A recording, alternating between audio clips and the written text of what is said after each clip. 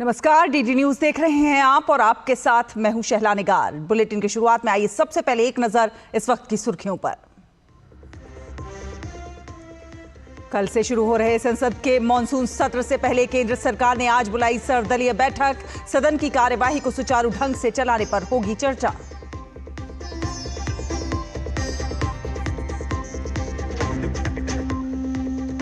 उपराष्ट्रपति जगदीप धनखड़ ने कहा, दुनिया की कोई ताकत भारत को ना दे निर्देश। भारतीय रक्षा संपदा सेवा के 2024 बैच के अधिकारी प्रशिक्षुओं को किया संबोधित।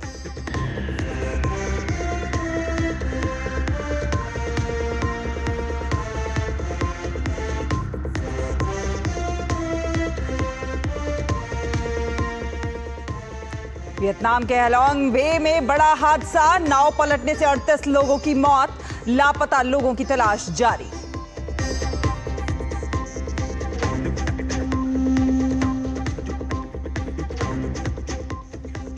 Fit India Sundays on cycle अभियान को लेकर देश भर में उत्साह। वाराणसी में केंद्रीय खेल मंत्री और खेल राज्य मंत्री ने अभियान का किया नेतृत्व।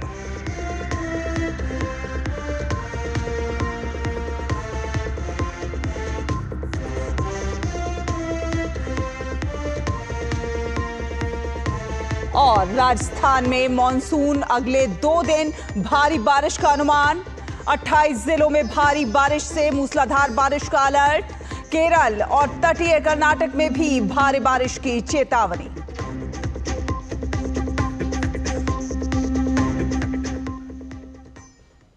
तो आपको बता दें कि कल से शुरू हो रहे संसद के मॉनसून सत्र से पहले सरकार ने आज सर्वदलीय बैठक बुलाई है और इस बैठक के दौरान सरकार संसद के दोनों सदनों की निर्बाध कार्यवाही सुनिश्चित करने के लिए सभी राजनीतिक दलों से सहयोग करने का आग्रह करेगी। मॉनसून सत्र 21 अगस्त तक चलेगा। सत्र के दौरान दोनों सदनों की कुल 21 बैठकें होंगी। संसदीय कार्य मंत्री किरेन रिजिजू ने संवाददाताओं को बताया कि सरकार संसद में उठाए जाने वाले महत्वपूर्ण मुद्दों पर चर्चा करने के लिए तैयार है।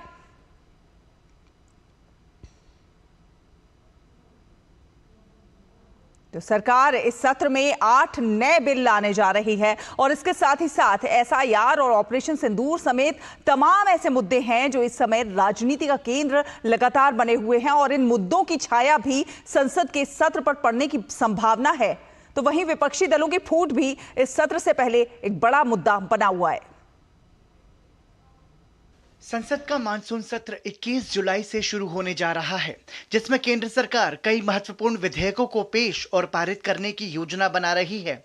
यह सत्र 21 जुलाई से 21 अगस्त तक चलेगा। हालांकि 13 और 14 अगस्त को स्वतंत्रता दिवस समारोहों के कारण संसद की कार्यवाही नहीं होगी। संसद के सत्र को लेकर सत्ता पक्ष और विपक्ष अपनी अपनी रणनीति बनाने में जुटे हैं। संसद के मानसून सत्र के दौरान केंद्र सरकार जीएसटी संशोधन विधेयक 2025 और कराधान कानून संशोधन विधेयक 2025 समेत कई विधेयकों को लोकसभा में लाने की तैयारी कर रही है। बहुत महत्वपूर्ण जो मुद्दे हैं उस पर भी चर्चा तो होगी। सरकार भी महत्वपूर्ण मुद्दे हैं उस पर चर्चा के लिए आगे आएंगे। कई बिल्स हैं जो इस सत्र में आएंगे, जैसे शिपिंग बिल है, पोर्ट्स बिल है, मर्चेंट बिल्स हैं, स्पोर्ट्स का बिल है और जन विश्वास बिल है, एजुकेशन का। कई महत्वपूर्ण बिल्स हैं जो इस मानसून सत्र में आने वाले हैं। लोकसभा सचिवालय ने संसद के कामकाज को आधुनिक और डिजिटल बनाने के लिए कई नई पहलें की हैं। लोकसभा अध्यक्ष के नेतृत्व में पारदर्शिता, समावेशिता और संसदीय प्रक्रिया की पहुंच बढ़ाने के उद्देश्य से इन पहलों को आगे बढ़ाया गया है। सभी सांसदों की सीटों पर मल्टीमीडिया कॉन्फ्रेंसिंग डिवाइस लगाए गए हैं, जिसमें वो डिजिटल तरीके से उपस्थिति दर्ज करा सकेंगे। इससे समय की बचत होगी और संसदीय प्रक्रिया अधिक कुशल बनेगी। तो हमने पार्लियामेंट्री अफेयर्स मिनिस्ट्री के माध्यम से एक ई विधान कार्यक्रम हम लोग चला रहे हैं। तो सिर्फ पार्लियामेंट में ही नहीं, हमारे देश में जितना विधानसभा है सब में पूर्ण रूप से डिजिटल हो। तो मेरे मंत्रालय स्टेट के असेंबलीज के स्पीकर के साथ तालमेल करके असेंबलीज में भी पूरा ई विधान का वन नेशन वन एप्लीकेशन इस कंसेप्ट में हम लोग ने लागू किया है। तो अब सारा देश में जितना हमारा असेंबलीज है वो सब डिजिटल हो रहे हैं। इस बीच संसद के मॉनसून सत्र से पहले विपक्षी गठबंधन की आपसी खींचतान फिर से सतह पर आ गई है। भाजपा ने विपक्ष पर निशाना साधते हुए कहा कि मॉनसून सत्र से पहले इंडी गठबंधन में टकराव और बिखराव दोनों दिख रहा है। इंडी गठबंधन के अंदर तकरार और बिखराव दिखाई पड़ रहा है। आम आदमी पार्टी ने कह दिया है कि वो अब इंडी गठबंधन से अलग है। तो हम तो यह अपेक्षा करते हैं कि एक सकारात्मक दृष्टि से इस संसद के सत्र का प्रभावी और उपयोगी प्रयोग विपक्ष के द्वारा किया जाए। मॉनसून सत्र की गहमागहमी के बीच शनिवार को इंडी गठबंधन ने वर्चुअल बैठक बुलाई, जिसमें मॉनसून सत्र से संबंधित रणनीति पर विचार विमर्श किया गया। लेकिन आम आदमी पार्टी ने स्पष्ट कह दिया है कि वो गठबंधन का हिस्सा नहीं है। ब्यूरो इनपुट के साथ शैलेंद्र मिश्रा की रिपोर्ट, डीडी न्यूज। और संवाददाता शैलेंद्र मिश्र हमारे साथ जुड़ गए हैं ज्यादा जानकारी के लिए। शैलेंद्र, सुप्रभात। कल से संसद का मॉनसून सत्र जो है वो शुरू हो रहा है। उससे पहले आज जो है सर्वदलीय बैठक बुलाई गई है। कहीं ना कहीं कोशिश के सुचारू रूप से सदन चलाया जा सके, ज्यादा से ज्यादा कामकाज जो है वो सदन में हो सके।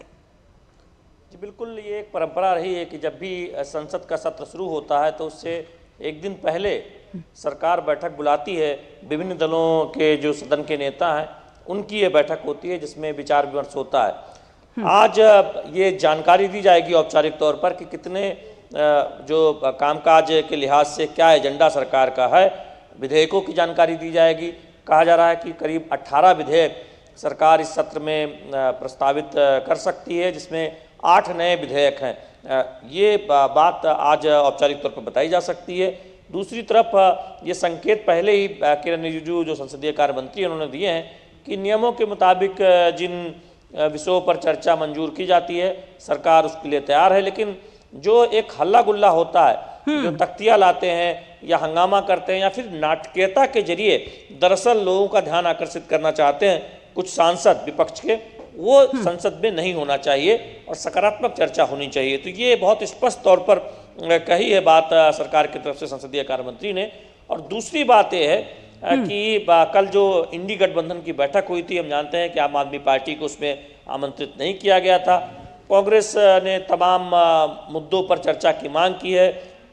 जो आतंकी हमला पहलगाम में हुआ था उस पर वो पहले भी एक विशेष सत्र की मांग करते रहे हैं, अब उस पर चर्चा की मांग कर रहे हैं। और भी मुद्दे हैं। अब बिहार में मतदाता सूची का जो SIR का मुद्दा है वो भी इंडी गठबंधन उठाना चाहता है। बिल्कुल शैलेंद्र, देखिए ये जो बैठक है ये ऐसे समय में हो रही है जब विपक्ष के पास भी काफी कुछ है सरकार को घेरने के लिए, वो अपनी तैयारी कर रही है। लेकिन सरकार की पूरी कोशिश है कि किस प्रकार ज्यादा से ज्यादा कामकाज किया जा सके, उस पर सबका जो है सहयोग बनाया जा सके। जी बिल्कुल, इसीलिए बैठक बुलाई गई है कि जो सभी दल हैं, जो प्रमुख विपक्षी दल हैं और तमाम जो अन्य दल हैं, उनके साथ एक बातचीत हो कि वो किन मुद्दों पर चर्चा चाहते हैं। मानसून सत्र में थोड़ा समय होता है बजट सत्र के मुकाबले, चूँकि बजट पारित करने के बाद हम देखते हैं कि इसमें विधायी कामकाज को आगे बढ़ाया जाता है और साथ ही साथ कई विषयों पर चर्चा होती है। तो ऐसे में एक सहमति बनाने की कोशिश होगी कि नियमों के मुताबिक उन पर चर्चा की जाए। अब देखना होगा कि क्या चर्चा को लेकर सहमति होती है, विपक्ष किन मुद्दों को इस बैठक में सामने रखता है। कल संकेत तो दे ही दिए हैं विपक्षी दलों ने, कांग्रेस पार्टी ने। और शैलेंद्र, इस मॉनसून सत्र के दौरान कई नए विधेयक भी सरकार जो है वो लाने जा रही है। कौन कौन से वो विधेयक हैं जिन पर फोकस रहने वाला है? देखिए 8 विधेयक कहा जा रहा है कि नए बिल है, जिसमें जन विश्वास बिल है, स्पोर्ट मंत्रालय से जुड़ा महत्वपूर्ण बिल है। इन विधेयकों पर चर्चा हो सकती है, इन्हें पेश किया जा सकता है। और जो पहले से किसी एक सदन में बिल पेश किया जा चुके हैं उनको भी रखा जाएगा पारित कराने के लिए। कुल मिलाकर 18 विधेयक, हालांकि इसका सही आंकड़ा आज बताया जाएगा। हम जानते हैं कि आमतौर पर मानसून सत्र में 2 दर्जन के करीब या तो विधेयक पेश होते हैं या फिर पारित होते हैं। तो उस लिहाज से आप देखें कि नए विधेयक भी इस सदन में, इस सत्र में रखे जाएंगे और कुछ जो पहले से ही लंबित विधेयक हैं उनको पारित कराने की कोशिश होगी। चलिए शैलेंद्र, आप अपनी नजर बनाए रखिए, आगे ज्यादा अपडेट के लिए आपसे फिर हम संपर्क करेंगे। फिलहाल धन्यवाद ये तमाम अपडेट दर्शकों से साझा करने के लिए। और रुकेंगे एक छोटे से ब्रेक के लिए। आप देखते रहिए डीडी न्यूज।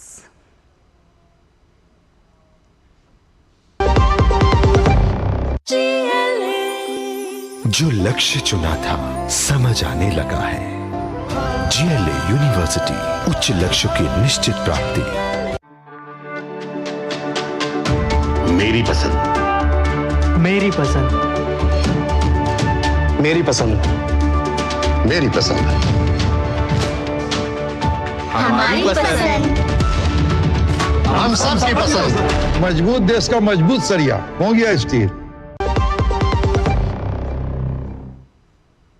ब्रेक के बाद स्वागत है आपका। DD न्यूज देख रहे हैं आप। आपको बता दें कि उपराष्ट्रपति जगदीप धनखड़ ने शनिवार को उपराष्ट्रपति एनक्लेव में भारतीय रक्षा संपदा सेवा IDES के 2024 बैच के अधिकारी प्रशिक्षुओं को संबोधित किया और इस अवसर पर उपराष्ट्रपति ने कहा कि एक संप्रभु राष्ट्र के रूप में इस देश में सभी निर्णय इसके नेतृत्व द्वारा लिए जाते हैं। दुनिया में कोई भी ऐसी शक्ति नहीं है जो भारत को यह निर्देश दे सके कि उसे अपने मामलों को कैसे संभालना है। All decisions in this country, a sovereign nation, are taken by its leadership. There is no power on the planet to dictate India how to handle its affairs. We do live in a nation, and nations that are a committee. We work in togetherness, we work in tandem.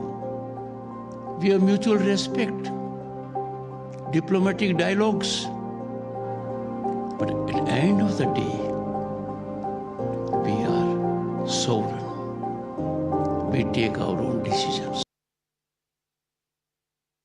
IDES के अधिकारी प्रशिक्षुओं को संबोधित करते हुए कहा कि हम एक ऐसा राष्ट्र हैं जो कि शांति, अहिंसा में विश्वास रखता है, लेकिन चुनौतियों से निपटना भी जानता है। उपराष्ट्रपति ने कहा कि बहावलपुर और मुरीदके को अस्थायी रूप से समाप्त कर दिया, लेकिन ऑपरेशन सिंदूर अभी भी जारी है। Taught it well, chose Bhavalpur and Muridke, and then brought conclusion temporarily. Operation Sindoor is not over. It continues. Some people ask a question, why was it stopped? We are a nation that believes in peace, non-violence, land of Buddha, Mahavir, Gandhi. और आगे बढ़ेंगे खबरों में। आपको बता दें कि supreme court के मुख्य न्यायाधीश रामकृष्ण गवई दिल्ली में वन महोत्सव के अंतर्गत वृक्षारोपण कार्यक्रम में शामिल हुए। दिल्ली सरकार की ओर से आयोजित इस कार्यक्रम में सुप्रीम कोर्ट के 20 अन्य जज भी शामिल हुए। इस दौरान दिल्ली के पर्यावरण मंत्री मंजिंदर सिंह सिरसा भी मुख्य न्यायाधीश के साथ वृक्षारोपण किए। दिल्ली सरकार की इस पहल की सराहना करते हुए CJI ने कहा कि विकास के साथ पर्यावरण की देखरेख भी बहुत ज्यादा जरूरी है।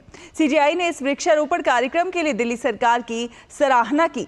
दिल्ली के PBG ग्राउंड के जिस हिस्से पर वृक्षारोपण किया गया उसे विशेष स्थल को न्याय वाटिका का नाम दिया गया है।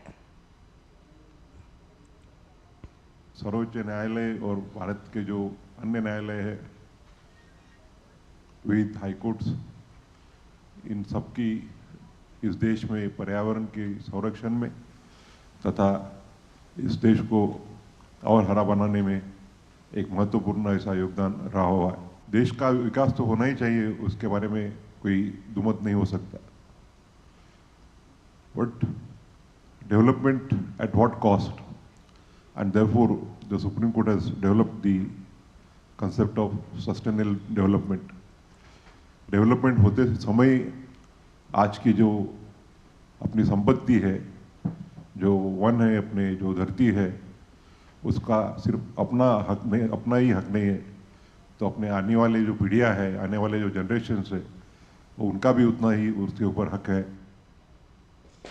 और वहीं दिल्ली के पर्यावरण मंत्री मंजिंदर सिंह सिरसा ने कहा है कि राजधानी की साफ हवा और पर्यावरण की जिम्मेदारी हम सभी की है। दिल्ली को पोल्यूशन मुक्त बनाने के लिए हमें सबको कदम के साथ कदम मिलाकर चलना हो, दिल्ली में साफ हवा हो, इसके लिए हम सबको अपनी जिम्मेवारी को समझना होगा। मैं धन्यवाद करता हूं देश के प्रधानमंत्री नरेंद्र मोदी जी ने जो मुहिम चलाई, एक पेड़ मां के नाम पार्ट 2, उसको आज बहुत बड़ा बल मिला है। देश की 10 करोड़ लोगों का जो पेड़ लगाने का संकल्प था, मैं मानता हूं आज के इस कार्यक्रम के बाद इसको और बहुत ज्यादा बल मिलेगा। वहीं प्रधानमंत्री नरेंद्र मोदी ने भी दिल्ली सरकार की ओर से आयोजित वन महोत्सव अभियान की सराहना की। पीएम मोदी ने सोशल मीडिया प्लेटफॉर्म एक्स पर लिखा कि वन महोत्सव में माननीय न्यायाधीशों की भागीदारी हर किसी को प्रेरित करने वाली है। मुझे विश्वास है कि एक पेड़ मां के नाम अभियान को इससे नई गति मिलेगी।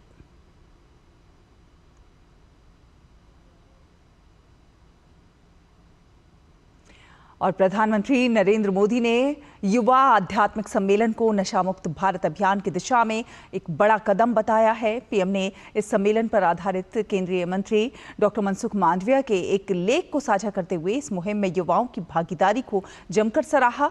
ये सम्मेलन माई भारत पहल के तहत काशी के पावन घाटों पर आयोजित की गई, जिसका विषय था विकसित भारत के लिए नशा मुक्त युवा। ये आयोजन मोदी सरकार की नशा मुक्त भारत अभियान के अंतर्गत हुआ, जिसका उद्देश्य युवाओं की अगुवाई में देश को नशे की लत से मुक्त बनाना है। इस सम्मेलन में देश भर से आए युवा नेता, आध्यात्मिक गुरु और सामाजिक प्रभावशाली व्यक्तित्व शामिल हुए। उन्होंने मानसिक स्वास्थ्य, आध्यात्मिक जागरूकता और सामुदायिक सहयोग के जरिए नशा मुक्ति के व्यापक उपायों पर चर्चा की। सम्मेलन के दौरान कई जागरूकता सत्र, संकल्प कार्यक्रम और युवा केंद्रित अभियान शुरू किए गए ताकि पूरे देश में एकजुटता और सामूहिक भागीदारी के जरिए नशा मुक्त भारत का संदेश फैलाया जा सके।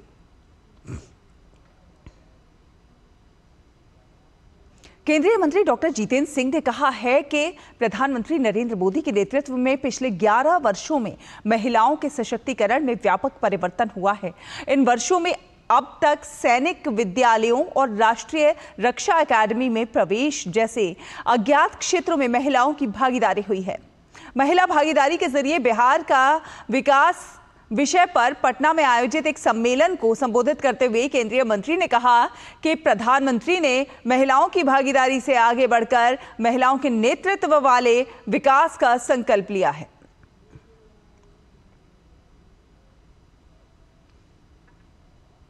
और आपको बता दें कि उत्तर प्रदेश के मेरठ में कांवड़ियों की सुविधा के लिए प्रशासन ने व्यापक इंतजाम किए हैं। सुरक्षा के मद्देनजर जगह जगह पर पुलिस बल तैनात किए गए हैं। यात्रा मार्गों पर निगरानी रखी जा रही है। कांवड़ियों के लिए भंडारा और पंडाल की भी व्यवस्था है।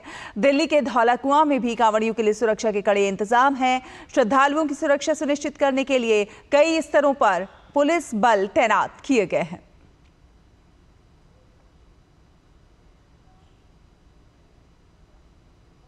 व्यवस्था सही है, सरकार के द्वारा व्यवस्था सही मिली हुई है, बढ़िया, बिल्कुल बेहतरीन। हर जगह पे 1-1 किलोमीटर पे पंडाल लगे हुए हैं, सबके बेहतरीन सुविधा कर रखी है सारे लोगों ने। व्यवस्था अच्छी हुई है, भंडारे वगैरह है, रहने सहने के लिए दिए, रुकने के लिए व्यवस्था अच्छी हुई है। और इसी बीच हापुड़ पुलिस का एक अलग ही रूप देखने को मिल रहा है। पुलिस कांवड़ यात्रा के दौरान न सिर्फ सुरक्षा दे रही है बल्कि सेवा की मिसाल भी पेश कर रही है। पुलिस सकारात्मक सोच को लेकर सेवा में लगी हुई है, तो वहीं दूसरी तरफ किसान संगठन के पदाधिकारी कांवड़ियों की सेवा करने में जुट गए हैं।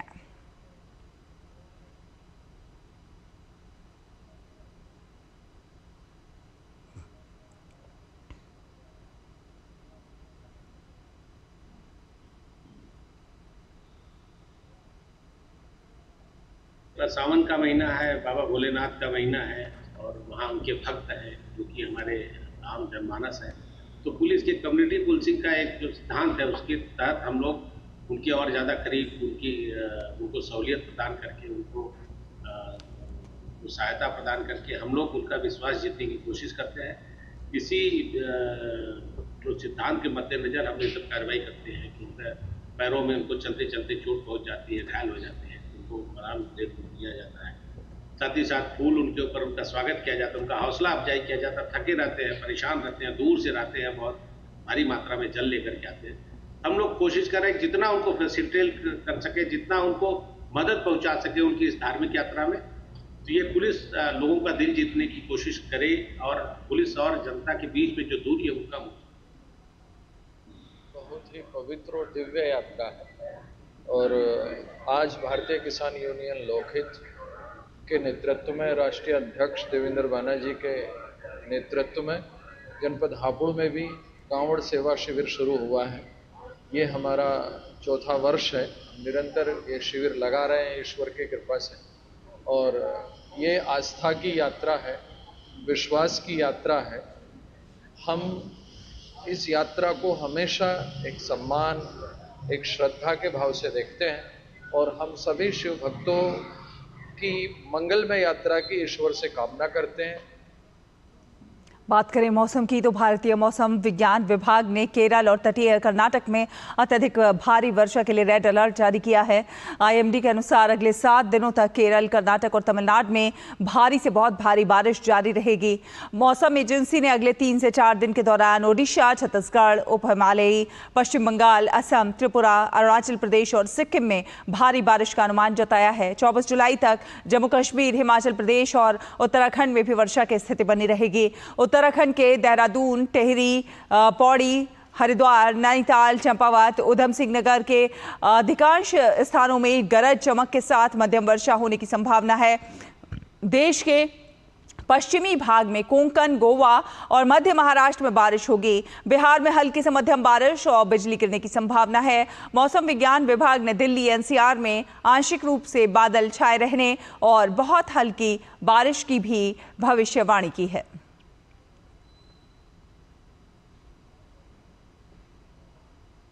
कुछ अंतर्राष्ट्रीय खबरों का रुख कर लेते हैं। वियतनाम के हालोंग बे में एक बड़ा हादसा हो गया है। हालोंग बे में शनिवार को तूफानी मौसम के चलते एक पर्यटक नाव पलट गई और इस हादसे में 38 लोगों की मौत हो गई। सरकारी मीडिया रिपोर्ट्स के अनुसार बचाव दल लापता लोगों की तलाश में जुटे हुए हैं। इस नाव में 48 यात्री और चालक दल के 5 सदस्य सवार थे। नाव पर सवार ज्यादातर लोग राजधानी हनोई से आए थे। बचाव कार्य में जुटे सीमा रक्षकों ने 11 लोगों को बचा लिया है, तो वहीं लापता लोगों की तलाश के लिए बचाव अभियान रात भर जारी रहा। जानकारी के अनुसार इस तूफान की शुरुआत स्थानीय समय के अनुसार दोपहर में हुई थी। मौसम के बिगड़ने से भारी बारिश और गरज चमक के साथ ओले भी गिरे। वियतनाम के प्रधानमंत्री फाम मिन चिन ने मृतकों के परिवारों के प्रति अपनी संवेदना व्यक्त की है और रक्षा एवं जन सुरक्षा मंत्रालय से तत्काल खोज एवं बचाव कार्य करने का आह्वान किया है। इसके साथ साथ उन्होंने घटना के कारणों की जांच के भी आदेश दिए हैं।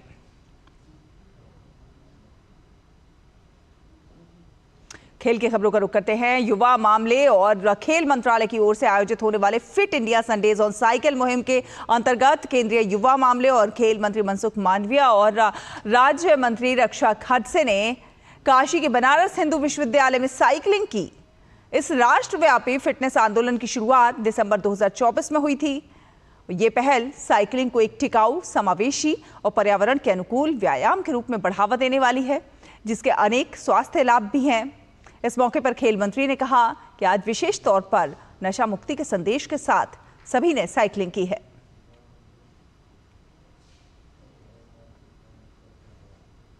आज सारे देश की सभी एजुकेशनल इंस्टीट्यूट ने 6000 से अधिक स्थानों पर संडे ऑन साइकिल करके नशा मुक्ति का संदेश दिया है। नशा मुक्ति से विकसित भारत के लक्ष्य को हमें हासिल करना है। मोदी जी ने फिट इंडिया मूवमेंट चलाई है। संडे ऑन साइकिल के द्वारा देश के युवा फिट रहे, देश के युवा स्वस्थ रहे, देश के युवा देश के लिए काम करें और समृद्ध भारत का निर्माण करें, ये लक्ष्य के साथ हर संडे ऑन साइकिल होती है और लाखों की संख्या में देश के यूथ संडे साइकिलिंग करते हैं। वहीं इस मुहिम में शामिल हुई खेल राज्य मंत्री रक्षा खडसे ने कहा है कि फिट इंडिया अभियान के अंतर्गत संडे ऑन साइकिल को लेकर हर जगह काफी अच्छी प्रतिक्रिया देखने को मिल रही है। इस अभियान का उद्देश्य लोगों तक साइकिल के माध्यम से खुद को फिट रखना है। आज जो संडे ऑन साइकिल जो हमारे खेल मंत्रालय के माध्यम से फिट इंडिया के अंतर्गत और हमारे मंत्री आदरणीय मनसुख भाई मांडविया जी के नेतृत्व में हर संडे को पूरे देश में कहीं ना कहीं साइकिल मूवमेंट साइकिलिंग का मूवमेंट हो रहा है और मुझे लगता है कि काफ़ी अच्छा रिस्पांस हर जगह पे हमें दिखने के लिए मिल रहा है। और आज भी यहाँ काशी के यूनिवर्सिटी में हमने ये इवेंट लिया। आप देख सकते हो कि काफ़ी युवाओं ने यहाँ पे पार्टिसिपेट किया और इसका एक ही संदेश हम देना चाहते हैं कि साइकिलिंग के माध्यम से आप खुद का फिटनेस को भी मेंटेन करें और उसके साथ ही पर्यावरण को भी मेंटेन करें। तो इसी के साथ इस बुलेटिन में फिलहाल इतना ही। डीडी न्यूज़ पर खबरों का सफर लगातार जारी रहेगा। आप देखते रहिए डीडी न्यूज़। नमस्कार।